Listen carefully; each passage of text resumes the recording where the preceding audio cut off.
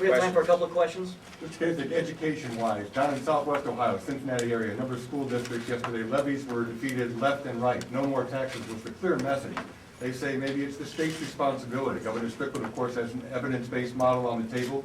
Will you keep that? Will you scrap that? Will you alter that? What will you do to help these school districts solve their problems? Well, look, first of all, I just mentioned this morning in the meeting that we have to have a very serious conversation with the education community about their unfunded mandates and the kind of flexibility that they're looking for so they can operate in a more business-like manner.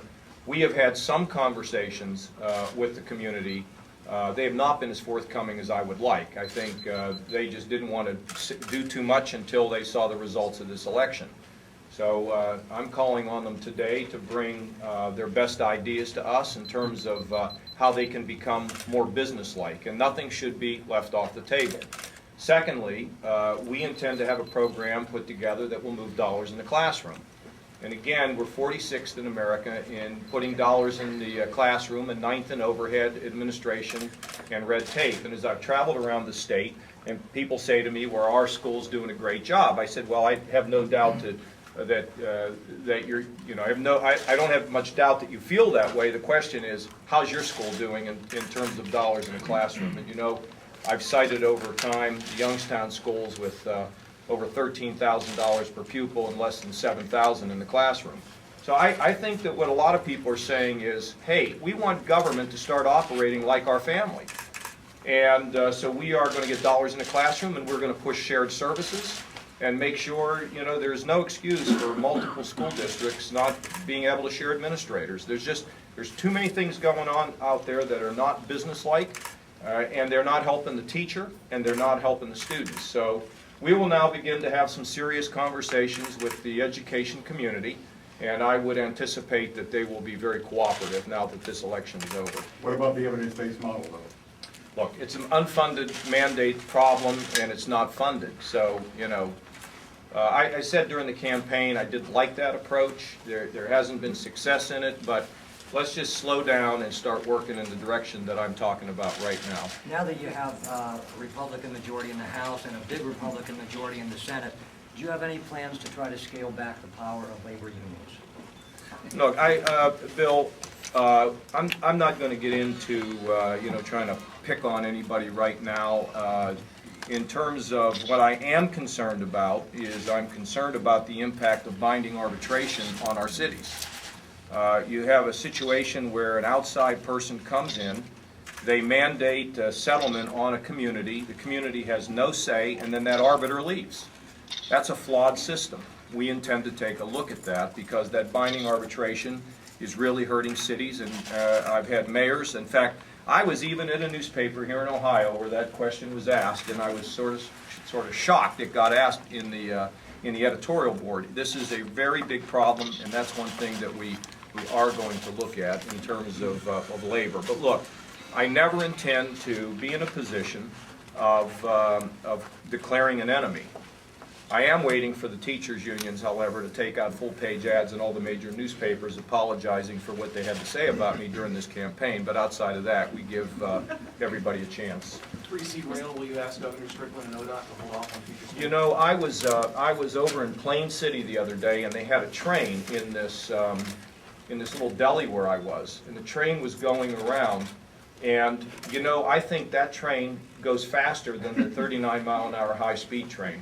That train is dead. I said it during the campaign, it is dead. We are not going to have it. Now, we believe in railroads. We believe in freight. We're going to have meetings with Norfolk and Southern. We're going to have meetings with any of the railroads that come through the state of Ohio. Pardon? Yeah, we believe that rail combined with highways could be very valuable, and diverting any money away from that, in my opinion, doesn't make any sense. I really am excited about what's going to happen at Rickenbacker, very excited about what's going to happen in North Baltimore, and we got to figure out if there's a practical way to stop the train along the way so that some of these communities can really benefit from rail, but the passenger rail is not in Ohio's future. Any time frame on Department of Development? Well, the Department of Development is something that we're talking about now. We've had a number of conversations. That is just, it's complicated. We're taking our time on it, and I don't have any more to say at this point, but we do intend to move forward with Jobs Ohio. Governor, Mr. Kasich, it seems as last though- night you mentioned several times in your speech, you need to stay with, you need to stick together to the Republican supporters.